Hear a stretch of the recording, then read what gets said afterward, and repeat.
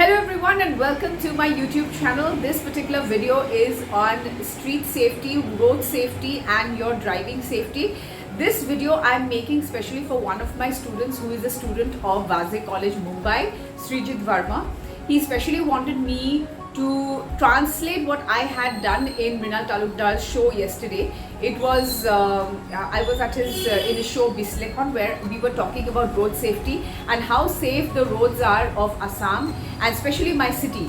And I had shown my concern about many things. So this is actually for my student because he knows that he will not be able to understand what is being spoken in Agnese. So I am again trying to tell him what I spoke during that particular program. So Mrinal Talukdar had said that I have been doing this activism, traffic activism, for the past 1 year. No, it is not just for 1 year. I have been doing it since 2016-17, and I started off by taking pictures of people who would park their cars badly, maybe at a corner, maybe somewhere where they would be insensitively parking their car and not letting other people park their cars properly. Even now, I think it still happens now, despite so much of awareness, so much of talking to people. I think they still do it now. They still rampantly park their cars and their bikes anywhere and everywhere they want. But at the same time, when they go to Meghalaya, to Shillong, to the capital city of Meghalaya, when they go there, they find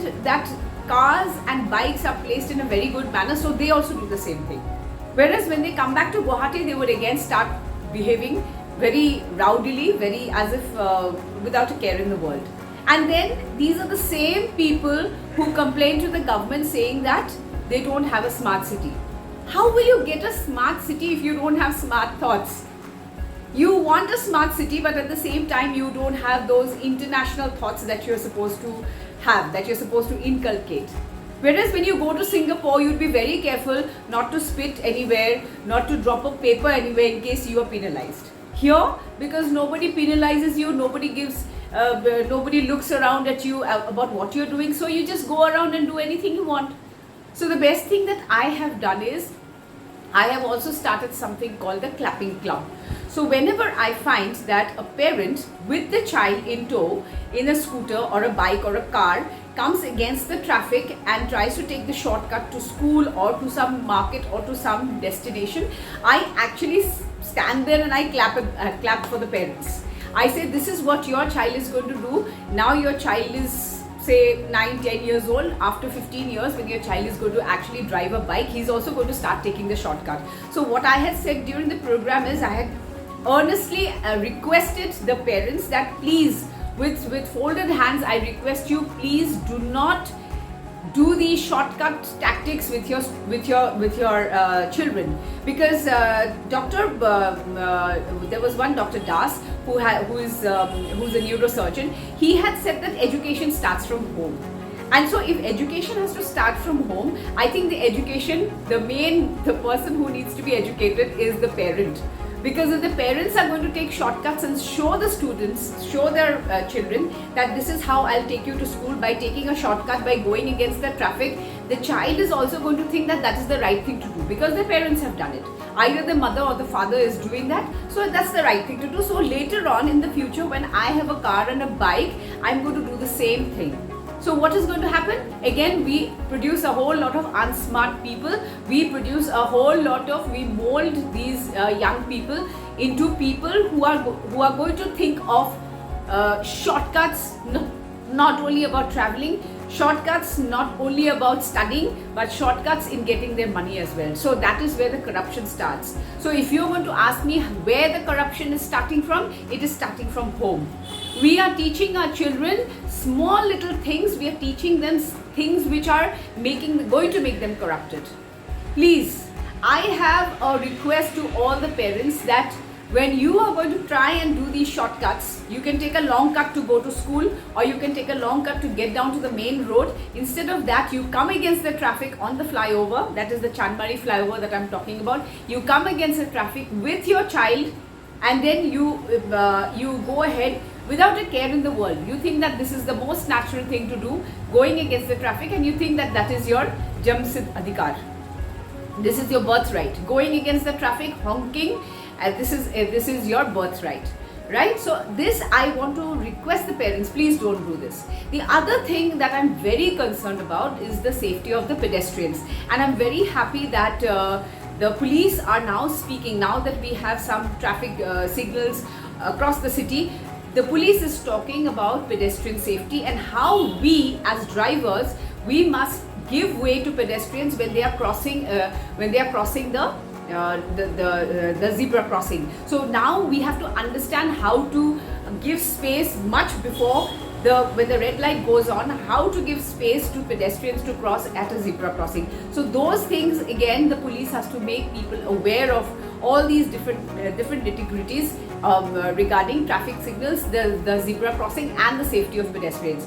When I talk about safety of pedestrians, I am very concerned when I see bikers at full speed honking at pedestrians on the footpaths. Just because when I stop these bikers and I ask them why they are doing this, they tell me that there is a traffic jam. So just to take another shortcut, they go over the footpaths. They put those people in peril. They put those pedestrians in the way of harm or some accident. There are small little kids who actually go through that footpath, through those footpaths, and you'll be surprised to see that these bikers honk at these children, older people, women, men, everybody, and then they go past. And there's nobody else who speaks about this. I'm the only one. Even when I'm driving, I literally shout from my car across to the footpath, and I scold them, and I say, "How dare you do this? How dare you put the pedestrians in danger?" This is what I keep saying. The other thing that I spoke about is about honking. Let me tell you one thing. One of my friends, he went to Sikkim and he came back and he said that if you honk in Sikkim, you are penalized 500 rupees. What happens here?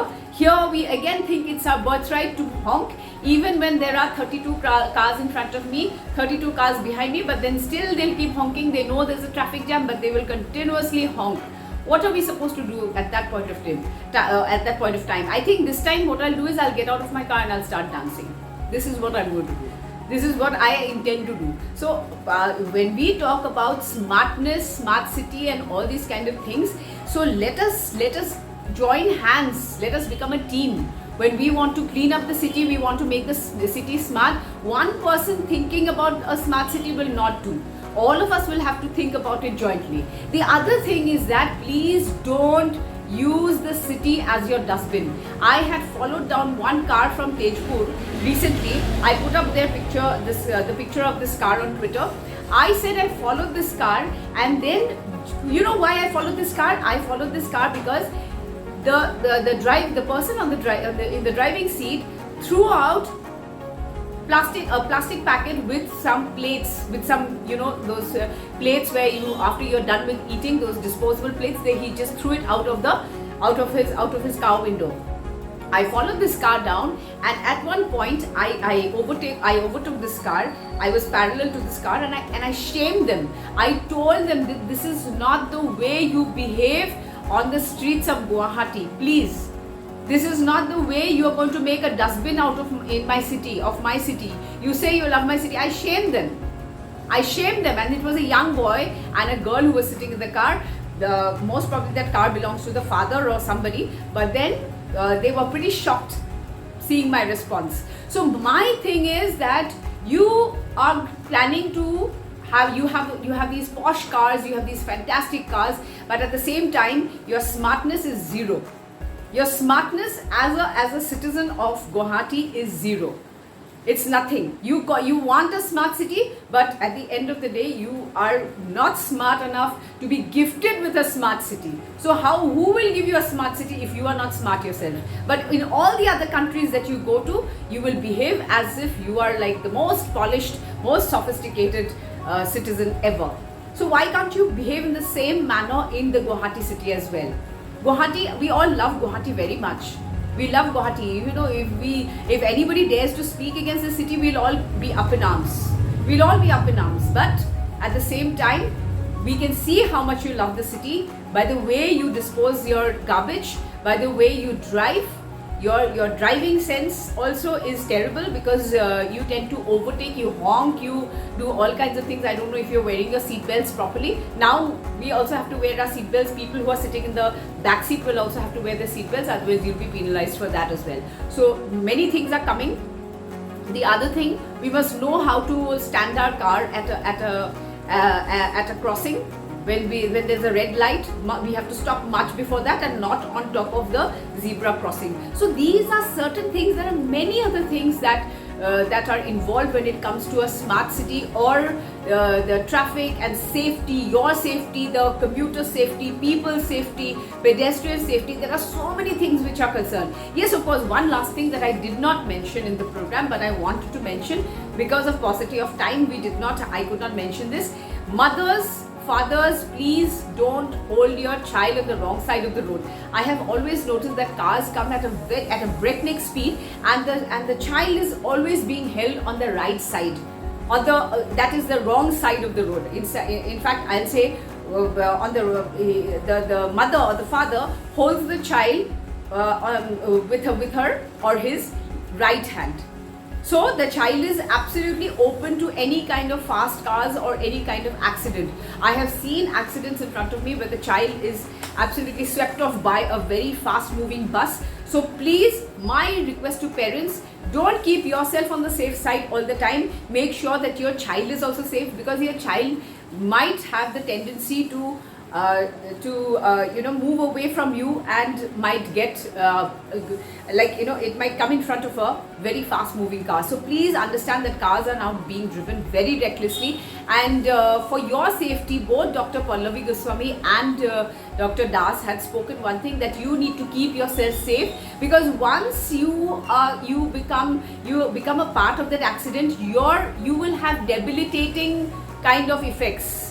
Now my friend Dr. Das was also there, and he had a terrible accident many years back, decades back, and he's still not being able to come back to his normal self. So please understand that you have a very precious life. If you do not take care of that life, if you do not take absolute care, and you are totally not in love with this life of yours, then I don't have anything to say. But then you need to be totally in love with yourself and love yourself so much that you are safe on the streets. An accident is an accident, of course, but then you need to keep yourself safe by driving safely, by wearing those seat belts, by obeying the traffic rules, everything. All those things need to be taken care of. So this is what I have made. Srijit Verma, this video was for you about what I had spoken yesterday.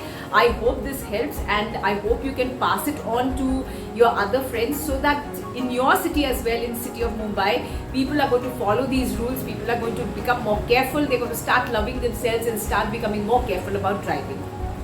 Thank you.